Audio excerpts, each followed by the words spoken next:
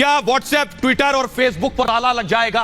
यह डर सभी के अंदर है, यह खौफ सभी के अंदर है, आप में भी यह दहशत होगी। क्या व्हाट्सएप बंद हो जाएगा जो ज्यादातर आपका वक्त लेता है, जिसमें ज्यादा वक्त देते हैं? देखिए जरा रिपोर्ट, फिर आपको बताएंगे विवाद क्या है और क्या वाकई व्हाट्सएप पर ताला लग सकता है। देखिए रिपोर्ट।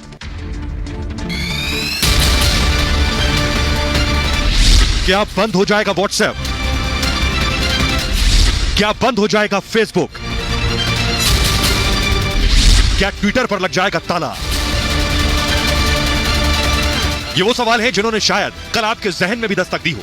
आप भी रात में यही सोचकर सोए होंगे कि क्या सुबह व्हाट्सएप खुलेगा, कहीं फेसबुक और ट्विटर बंद तो नहीं हो जाएगा, क्योंकि व्हाट्सएप और फेसबुक जिंदगी का अहम हिस्सा बन चुके हैं। इन सोशल नेटवर्क के बिना जिंदगी अधूरी लगती है, लेकिन प्राइवेसी समेत कई मुद्दों पर सोशल प्लेटफॉर्म सवालों के घेरे में है और सरकार के साथ इनकी तकरार बढ़ गई है। 3 महीने का दिया हुआ समय कल गुजर चुका है और इसी के साथ चिंता बढ़ गई है कि जिस फेसबुक और व्हाट्सएप का आप दिन भर इस्तेमाल करते हैं, क्या आगे भी उसका इस्तेमाल कर पाएंगे? कहीं ये फेसबुक व्हाट्सएप बंद तो नहीं हो जाएंगे?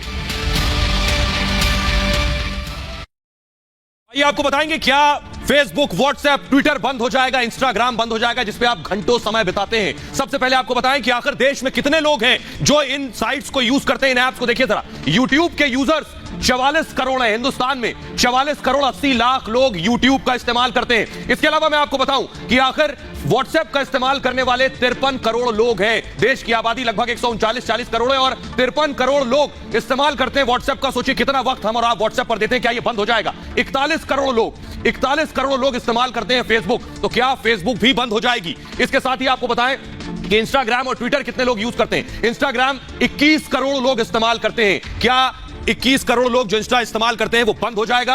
और ट्विटर 1 करोड़ 75 लाख लोग इस्तेमाल करते हैं। क्या ये बंद हो जाएगा? तो सवाल ये बंद हो गया तो फिर आपका होगा क्या? आइए आपको बताने जा रहे हैं कि आखिर क्या विवाद है और कैसे मैं कह रहा हूं कि यह बंद हो सकता है। अगर इन नियमों का पालन नहीं किया गया तो यह हालात पैदा हो सकते हैं कि व्हाट्सएप, ट्विटर और इंस्टाग्राम या फेसबुक बंद हो जाए। आपको बता रहे, जरा ध्यान से सुनिए विवाद क्या है। अब जरा इस विवाद को समझ लीजिए कि आखिर यह विवाद है क्यों और क्यों यह आगे बढ़ा। दरअसल एक लंबे समय से देश में सोशल प्लेटफॉर्म को लेकर सवाल खड़े होते रहे। ऐसे में 3 महीने पहले हुआ क्या? आपसे 3 महीने पहले केंद्र सरकार ने गाइडलाइन जारी की थी। उस गाइडलाइन के मुताबिक सभी सोशल मीडिया प्लेटफॉर्म को, यानी चाहे वो व्हाट्सएप हो, ट्विटर हो, फेसबुक हो, कोई भी सोशल मीडिया का प्लेटफॉर्म हो, शिकायत पर कार्रवाई के लिए उनसे कहा गया था एक व्यवस्था बनाइए। यानी सोशल मीडिया से यह कहा गया, व्हाट्सएप और ट्विटर और इंस्टाग्राम, इन सब से कहा गया कि आप तक बहुत से लोग शिकायत करते हैं कि बहुत सी ऐसी चीजें इन पर चल रही हैं, उसकी शिकायत आप तक आती है, तो आप उसके लिए एक व्यवस्था बनाइए, एक सिस्टम बनाइए कि ये शिकायत आप तक आए, जिसमें 3 अधिकारी होने जरूरी हैं। उसमें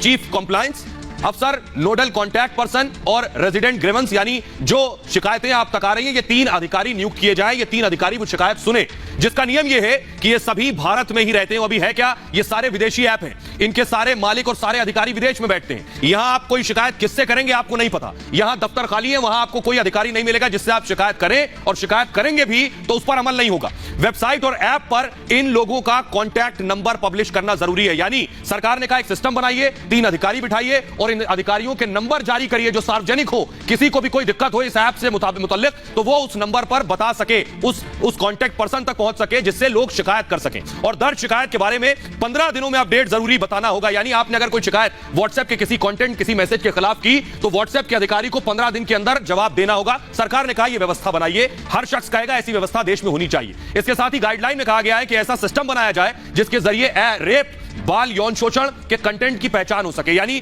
इन पे बहुत सी ऐसी चीजें आपत्तिजनक होती हैं जिसकी पहचान नहीं हो पाती, इसलिए रेप से जुड़ी चीजें हो, बाल यौन शोषण से जुड़ी चीजें हो, इसकी पहचान हो सके, ऐसे कंटेंट को हटाया जा सके। साथ ही इस पूरे सिस्टम पर नजर रखने के लिए स्टाफ रखा जाए। साथ ही गाइडलाइन में कहा गया है कि इन सोशल प्लेटफॉर्म को हर महीने एक रिपोर्ट पब्लिश करनी होगी, जिसमें महीने में शिकायतें कितनी आई हैं उस रिपोर्ट में यह बताना होगा, जो शिकायतें आई हैं उस पर एक्शन क्या लिया गया यह बताना होगा, जो लिंक और कंटेंट हटाया गया है उसकी जानकारी देनी होगी कि आपने शिकायत पर क्या कार्रवाई की है और किसे हटाया है। इसके साथ साथ गाइडलाइन में कहा गया अगर प्लेटफॉर्म किसी आपत्तिजनक जानकारी को हटाता है, यानी ऐसे ही किसी को नहीं हटा देना है, अगर हटाता भी है तो उसे पहले जिस शख्स का कंटेंट हटाया है उसे यह बताना होगा, जिस कंटेंट बनाने वाले, अपलोड करने वाले या शेयर करने वाले को इसकी जानकारी देनी होगी कि तुम्हारा यह कंटेंट हटा दिया गया है। न सिर्फ जानकारी बल्कि कारण भी बताना होगा कि क्यों हटाया है। यूजर को प्लेटफॉर्म के एक्शन के खिलाफ अपील करने का मौका दिया जाए, यानी जिसका कंटेंट हटाया गया है उसे अपील करने का भी मौका मिलना चाहिए। आपको बता दें कि सरकार ने सोशल मीडिया प्लेटफॉर्म के लिए यह गाइडलाइन 25 फरवरी को जारी की थी, 3 महीने का समय दिया था। डेडलाइन कल यानी 25 मई तक थी, अब खत्म हो चुकी है, लेकिन सरकार को जवाब नहीं दिया गया अब तक। फेसबुक का कहना यह है कि सरकार से बात चल रही है। व्हाट्सएप दिल्ली हाईकोर्ट तक पहुंच गया। जी हां, व्हाट्सएप ने हाईकोर्ट का दरवाजा खटखटा दिया है। सरकार ने इस पूरे मामले में व्हाट्सएप पर नियमों का उल्लंघन का आरोप लगाया है। आइए अब आपको बताते हैं कि वकील विराग गुप्ता क्या कुछ कह रहे हैं, जरा ये सुनिए। व्हाट्सएप इस पूरे मामले में दोहरा खेल खेल रही है। एक तरफ तो उन्होंने भारत के करोड़ों यूजर्स की प्राइवेसी के साथ समझौता किया है, क्योंकि वो उनके डेटा को अपनी ग्रुप कंपनियां फेसबुक और इंस्टाग्राम के साथ शेयर करती हैं, और दूसरी ओर जब उन्हें नियमों का पालन नहीं करना है तब वो जनता के प्राइवेसी की आड़ ले रही हैं। मैं समझता हूं कि यह नैतिक और कानूनी दोनों दृष्टि से ठीक नहीं है। आइए अब आपको जल्दी से बता देते हैं, यानी अगर व्हाट्सएप और सोशल मीडिया ने इन शर्तों और नियमों को नहीं माना तो संभव है कि इन पर बैन भी लग जाए या कोई और कार्रवाई सरकार करे। लेकिन आपको बताएं कि दुनिया में कहां-कहां व्हाट्सएप और ये सोशल मीडिया बैन है। व्हाट्सएप कहां-कहां बैन है मैं आपको बताऊं। चीन में व्हाट्सएप बैन है, आपका हमारा पड़ोसी मुल्क चीन में व्हाट्सएप बैन है। उसके आगे बढ़ेंगे, नॉर्थ कोरिया में, उत्तरी कोरिया में भी व्हाट्सएप बैन है। तो ये वो मुल्क है जहां व्हाट्सएप पहले से बैन किया जा चुका है। क्यूबा, अगर नजदीक से लाकर मैं दिखाऊं, क्यूबा में भी व्हाट्सएप पर पाबंदी है।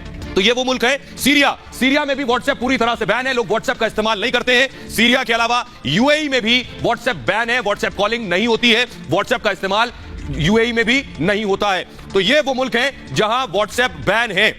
तो इसलिए ये डर लोगों को था कि अगर इन सोशल मीडिया साइट्स ने ये बात, ऐप्स ने ये बात नहीं मानी कि जो सरकार ने कहे हैं उस सिस्टम को नहीं बनाया, उस व्यवस्था को नहीं बनाया, तो ये भी बैन हो सकते हैं। लेकिन अब हाईकोर्ट पहुंच गए हैं, तो अब हाईकोर्ट में सुनवाई होगी और इन ऐप्स को, इनकी कंपनीज को सरकार की बात माननी होगी, क्योंकि ये देश हित में है।